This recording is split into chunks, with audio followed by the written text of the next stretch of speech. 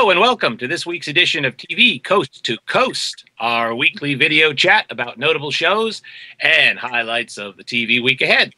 I'm your host, well, for this week at least, Mark DeWitziak, TV critic at the Cleveland Plain Dealer and cleveland.com, and we have got a great show for you this week.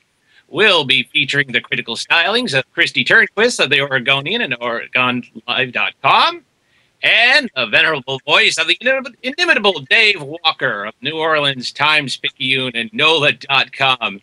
And there they are, folks. Aren't they great? Give them a hand. Hi, Mark. Hi there. Well, the reason for the slightly unorthodox introduction is that this week we're going to talk about late-night talk shows, starting with one in particular. Well, it's sort of a talk show. It's the Stephen Colbert show, the Colbert Report, and it stars, of course, Stephen Colbert. Well, it's sort of Stephen Colbert. As you already know, the Colbert Report is ending its celebrated 9-season Comedy Central run at 11:30 p.m. Thursday, December 18th. The Stephen Colbert, who has been showing up for more than 1,400 shows, is, of course, an inventor, a wickedly sly caricature of a far-right political pundit. He is a dull-witted TV character who shares the name of his quick-witted creator. Fueled by importance and pomposity, Colbert's act is laced with irony, sarcasm, and a certain degree of inspired lunacy. It has worked brilliantly for about 17 years, and that's counting his 8 years as a regular correspondent on his pal Jon Stewart's The Daily Show. But the real Stephen Colbert is leaving the caricature behind to replace David Letterman, who it was announced last week will be stepping down as host of CBS's The Late Show on May 20th. So what happens when Stephen Colbert sheds the caricature and packs away the familiar character? What happens when faux talk show host gives way to real talk show hosts? Christy, mistake or brilliant career move on Colbert's part? What do you think this means to Colbert and the late-night landscape? Okay, I'll just consult my crystal ball for a minute and predict the future. That's what we got here for. You know, I obviously admire what Stephen Colbert has done with this persona of his faux conservative on the Colbert Report. But I really think it's time for a change. I welcome this. I think it's a great move for him because what we've seen of him when he's just in interviews as himself is a guy who is funny, who's thoughtful, who's empathetic, who's smart, who has wide-ranging interests. And I think there's definitely room for that in late night, especially since Jimmy Fallon, you know, talented as he is sort of doing the Tonight Show as an overgrown kids parade. And I think with the departure of Letterman, there's even more room than there ordinarily would be for somebody who's going to bring some real smarts, real interest in having conversations, interviews that can be funny and illuminating. And I think Colbert has all the skills to do that. And I think, you know, a faux persona can be funny, but I think there's kind of a deadline on them. So I think he's making the right move at the right time. And I'm also curious to see what happens when some other new folks come in. We've got James Corden taking over for Craig Ferguson on The Late Late Show. And then Larry Wilmore is coming up on Comedy Central with The Nightly Show with Larry Wilmore, which is going to be taking over the Colbert Report spot. So I think the new year is going to bring some interesting moves in late night. Dave, I'm going to throw to you now. What do you think?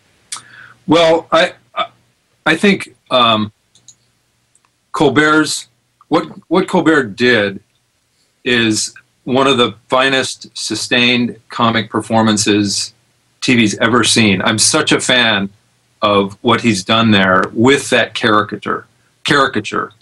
And I also think he's a great interviewer. If you think of the lightning quick kinds of conversations he's had with people in character, it only leaves you excited and intrigued about how he's going to do going forward. You mentioned James Corden, and that sort of segues to what I wanted to talk about. And we're losing another late night host this week as well, and that's Craig Ferguson, who in his own way is equally kind of genius but in a very different kind of way. He replaced Craig Kilborn as host of CBS's Late Late Show in January 2005, and Corden replaces him coming up in March, and guest hosts will fill in between then. Ferguson's appeal to me, I think, comes from his background. A Scotland-born, longtime sober alcoholic, Ferguson was once a punk rock drummer. He came to American fame as a cast member on The Drew Carey Show, which in its prime was a weekly anarchy in prime time, the anti-Friends. Peter Lassley, a fabled late-night producer, handpicked Ferguson for the Late Late Show job. It was a madcap leap because Ferguson clearly didn't grow up dreaming about working behind a fake desk. I see the spirit of the Marx Brothers and Ernie Kovacs and the Pythons in what Ferguson does. He clearly loves to get surreal on screen. Two staffers in a horse costume frequently come out of their fake stable to dance with him. And his sidekick, Jeff, is a robotic skeleton. And he had other really unique talents. He still does. I mean, he's not going away. His opening monologue was really unique. And he would introduce threads of conversation that would then be called back through the show. It was more of a conversation than a monologue. He could also pivot to serious, and he did that several times. His introduction of the show right after the Boston Marathon bombing was brilliant. Like and unlike Colbert, Ferguson was a great interviewer and had this wide streak of silly that I just loved, and also both unnerved and made his guests really comfortable at the same time. And I love that he tears up his notes when he starts every interview. But the favorite thing I think he did in all that was he went on road trips, including a trip here to New Orleans for the Super Bowl. His producer, Mike Nadis, said then that quote, the 4 minutes that are the most important to us will be the least popular minutes in the show, which was very weird, but it was also really Craig Ferguson. He's got other stuff going on. He's hosting a celebrity name game, a new syndicated show, and he's a published author. He guests on some shows, but the Craig Ferguson era of the Late Late Show is ending Friday. Not a great day for America. Well, I'm not worried about Craig Ferguson. Because Craig Ferguson takes Craig Ferguson with him. Yeah. The wonderful thing about Craig, and I love Craig Ferguson. I love watching him. He's funny in a way that nobody else in late night is funny. And it has a lot to do, Dave, with what you were saying, that wonderful antic silly. Is sometimes the thing about Craig Ferguson, if you read a transcript of what Craig Ferguson said, it's not funny, but it's all in the delivery, because he's got this ability to come right up to the camera and lift his eyebrow, and it's hilarious. It's just his reaction to things and his responses to things. But he has a well-identified character that's blended with himself. It's sort of like what great comedians have always had, like Groucho Marx or Johnny Carson. They've been able to sort of just go on it because they're playing versions of themselves. Stephen Colbert is playing somebody who is sort of based on himself, but sort of not. The real Stephen Colbert is a Democrat and a liberal, and the fake Stephen Colbert is a conservative and kind of dull-witted. The real Stephen Colbert, you've got the idea, is the sharpest guy in the room. And there's no precedent for this. I am really curious as to see what's going to happen when he takes over the Late Show. Because if you look at previous times when people have been known by personas, nobody thought that Don Novella and Father Guido Sarducci were the same person. Nobody thought Pee Wee Herman and Paul Rubens were the same person. Everybody thought they knew who Johnny Carson was. Stephen Colbert, we don't really know the real Stephen Colbert. America doesn't know the real Stephen Colbert yet. But we like him so much, we all want to think that he's smart enough to know what he's doing, that he has a plan, and this is going to work. I understand, Christy, what you're saying. He's played this character for 17 years. In fact, he's played it so brilliantly, you can't judge this as television. You can't judge this as a series. You've got to judge it as some kind of extravagant piece of performance art. It's one of the most incredible comedic undertakings I have ever seen and we will ever see. Now he has to come up with an act that's going to follow that. What an act to follow. And I want to believe he's smart enough to know what to do. Any thoughts on that, guys? I would say, looking in the crystal ball for a second, I agree with both you guys. I think you bet on smart in this situation, and I agree he's the smartest dude in the room. And we haven't seen that necessarily except through that performance. But I would bet the rent that it's going to be a great new chapter in late night when he's himself.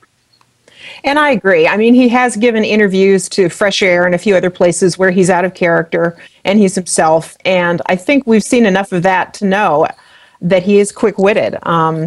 And, you know, one last point to make, I guess, is that, you know, there was a lot of discussion around the Late Late Show. There were a lot of critics and pundits who were hoping that there might be a little more diversity in the choice of host, a woman, a person of color, a woman of color. Wow, how radical that would be, instead of another white guy, because the guys who sit behind these desks are traditionally white guys.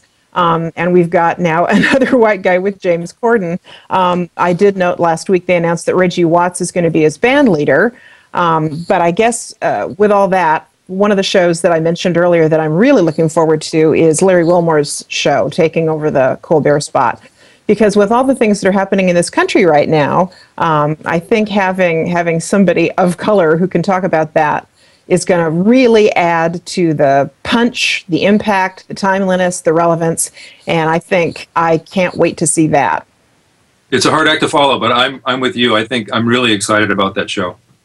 Well, you know, and the good thing for all of these shows is none of them has to come in and do what Johnny Carson used to do, because the landscape of late night TV is now so fractured. Everybody used to like, who's the king of late night? Who's the guy? There is no king of late night. There's never going to be a king of late night ever again.